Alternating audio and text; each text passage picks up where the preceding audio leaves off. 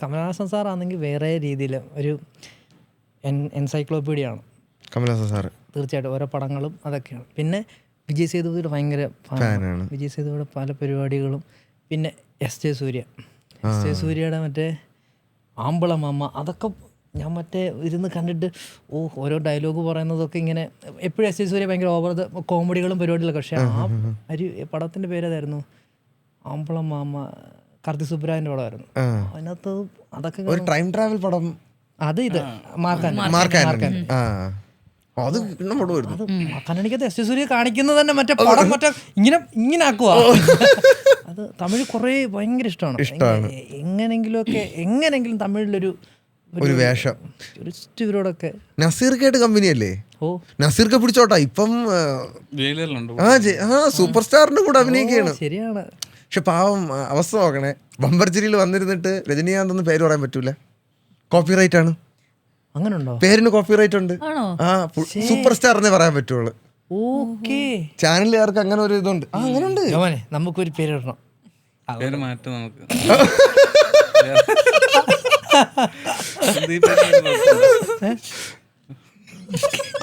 ജോമോൻ കതിർന്നോ അങ്ങനെ എന്തെങ്കിലും. ജോമോൻ കതിറോ നെൽക്കതിറൊക്കെ പോലെ ഈ എഴുതി വെച്ച ചോദ്യങ്ങളല്ലോ ചോദിച്ചു.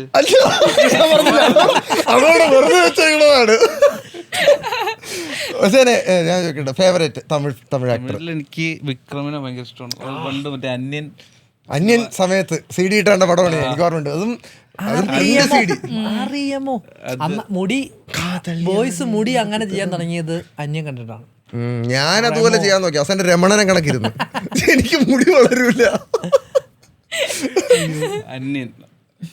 വിക്രം പൊളിയാണ്. അനുസരിക്കോ? എന്താ പറയാൻ പോയിരുന്നു? എനിക്ക് വിജയിനെ എനിക്ക് ഭയങ്കര ഇഷ്ടമാണ്. വിജയ് ഫാൻ. നന്ദി വന്നില്ല എന്ന് ഇങ്ങനെ ആലോചിച്ചിരിക്കുകയായിരുന്നു. കമലഹാസൻ സാർ. വിജയ് സാറിന്റെ ഏറ്റവും ഇഷ്ടപ്പെട്ട പടം ഏതാ? അല്ലെങ്കിൽ പെട്ടെന്ന് മനസ്സിൽ ഓർക്കും പറഞ്ഞ പടം ഏതാ? കുറെ പണ്ടത്തെ പടങ്ങളൊക്കെ ആയിരുന്നു, കുറെ പടങ്ങൾ ഞാൻ ആദ്യമായിട്ട് വിജയുടെ ഒരു പടം കാണുന്നത് പോക്കിരി. ആദ്യമായിട്ട് കാണുന്ന പോക്കിരിയാണ്. അവസാനം മറ്റേ പോലീസുകാരനായിട്ട് മറ്റേ അന്തക്കാലത്ത്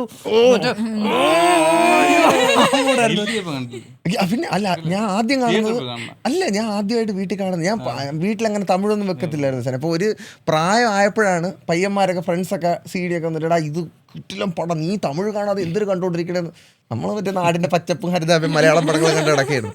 ഇവ ഇൻട്രൊഡ്യൂസ് ചെയ്ത് ആ സമയത്ത് ഏകദേശം ആ സമയത്താണ് ഖാദർ ഹസൻ നമ്മുടെ തെലുങ്ക് പടങ്ങൾ അല്ലു അർജുൻ്റെ ഒക്കെ ഡബ് ചെയ്ത് നാട്ടിക്കൊണ്ടത്. അപ്പോൾ അതൊക്കെ ഏകദേശം ഒരു സെയിം ടൈം പീരീഡിലാണ് കണ്ടു തുടങ്ങുന്നത്. അപ്പോൾ വിജയ് ആദ്യമായിട്ട് കാണുന്നത് ഞാൻ പോക്കിരിയിലാണ്. ഏതാ വിജയുടെ ഏറ്റവും ഇഷ്ടപ്പെട്ട പടം? എനിക്ക് അങ്ങനെ പെട്ടെന്ന് എങ്ങനെ ഇപ്പൊ ഒരു ഭയങ്കര പിന്നെ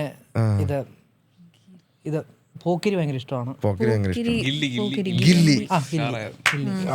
ഗില്ലി പിന്നെ തുപ്പാക്കി. പക്ഷെ അഭിനയം നിർത്താൻ പോകുന്നു പറയുന്ന കേൾക്കുമ്പോൾ ഒരു വിഷമല്ലേ? പുള്ളിക്ക് അത്രത്തോളം അഭിനയത്തോട് പാഷൻ ഉണ്ട്. അപ്പോൾ അത് നിർത്തിയിട്ട് പൊളിറ്റിക്സിലോട്ട് ഇറങ്ങാന്ന് പറഞ്ഞു കഴിഞ്ഞാൽ ഒരു ഹാർഡ് ചോയ്സ് ആണ്.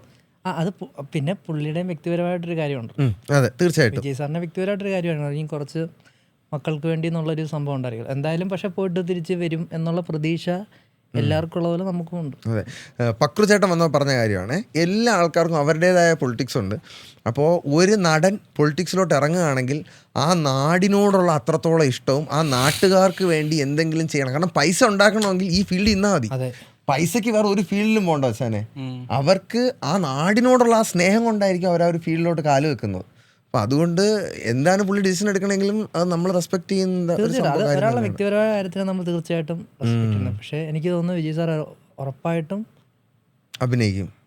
കാരണം മക്കളെ ഒരിക്കലും പുള്ളി അവരുടെയും ഇഷ്ടം നോക്കാറുണ്ടല്ലോ. അതെ, തീർച്ചയായിട്ടും. പിന്നെ അവിടെ തമിഴ്നാട്ടിൽ ഞാൻ നേരത്തെ പറഞ്ഞതുപോലെ തമിഴ്നാട്ടിലെ ആൾക്കാർ ഭയങ്കര താരാരാധനയുള്ള ആൾക്കാരാണ്. കാരണം അവിടെ ഈ രക്ഷകൻ മൂഡിലുള്ള മൂവീസൊക്കെ ഇല്ലേ, അത് ഇവരൊക്കെ ശരിക്കും അവർ ഉള്ളിൽ തട്ടി കാണുന്ന പടങ്ങളാണ്.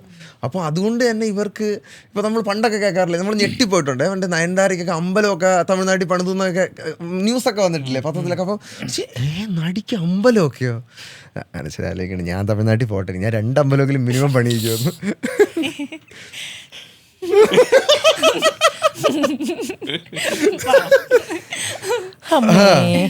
അപ്പൊ നമ്മൾ പറഞ്ഞു വന്നത് ഏറ്റവും ഫേവറേറ്റ് ആക്ടേഴ്സ്. എനിക്ക് ധനുഷ് ഭയങ്കര ഇഷ്ടമാണ്. പറഞ്ഞു പറഞ്ഞ് നമ്മൾ ഏകദേശം തമിഴ് മൊത്തം ഓൾമോസ്റ്റ് എല്ലാ ആൾക്കാരെയും ഓൾമോസ്റ്റ് എല്ലാ ആൾക്കാരും കവർ ചെയ്തു. കാരണം നമ്മുടെ ഇൻഡസ്ട്രി, മലയാള ഇൻഡസ്ട്രി എന്ന് പറഞ്ഞു കഴിഞ്ഞാൽ ഏറ്റവും ചെറിയ ഇൻഡസ്ട്രിയാണ്. ഇന്ത്യയിലെ ഇൻഡസ്ട്രീസ് എടുത്ത് നോക്കുകയാണെങ്കിൽ ബോളിവുഡ് വരും, അത് കഴിയുമ്പോഴത്തേക്കും തെലുങ്ക് ഇൻഡസ്ട്രി വരും, പിന്നെ തമിഴ് ഇൻഡസ്ട്രി, അത് കഴിഞ്ഞിട്ടായിരുന്നു മലയാളം. പക്ഷേ ഇപ്പോൾ KGF-ഉം മറ്റേ കാന്താരയൊക്കെ ഇറങ്ങിയതിന് ശേഷം നമ്മൾക്ക് മുന്നിൽ കന്നഡ ഇൻഡസ്ട്രി പോയി, അത് കഴിഞ്ഞിട്ടാണ് മലയാള ഇൻഡസ്ട്രി.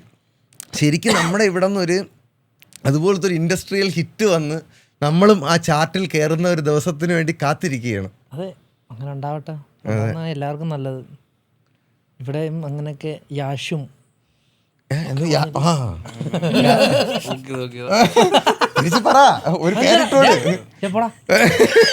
നമ്മൾ ഇൻഡസ്ട്രി വലുതാവുമ്പോ അങ്ങനല്ലേ, നമ്മളും വലുതാവത്തില്ലേ. അപ്പൊ ആരായി ജോമോൻ ജ്യോതിർ, ആരായി സിജു സണ്ണി, ആരായി അനശ്വര, ഞാൻ കൊണ്ടുനടക്കാൻ എന്തിനാ അറിയോ? അതിനൊരു ഡമ്പലിന്റെ കനമുണ്ട്, ഒന്ന് ചെവുക്കണ കിട്ടിക്കഴിഞ്ഞാൽ ഇരുന്നു. പ്രിയ സുഹൃത്തുക്കൾ, ഇതൊരു തമാശയാണ്, ഞങ്ങൾ ഫ്രണ്ട്സ് ആണ്, അത് ഞാൻ പറഞ്ഞേക്കാം.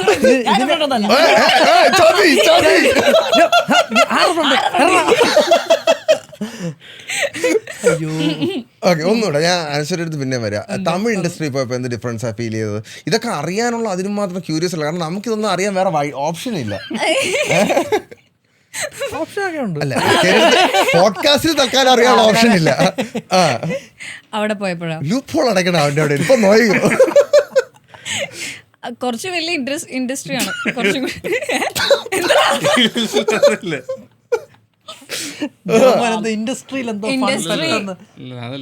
പിന്നെന്താ എന്തോ ഒരു കാട്ട് ചളിയാ മനസ്സിൽ കിടക്കേട്ടാ.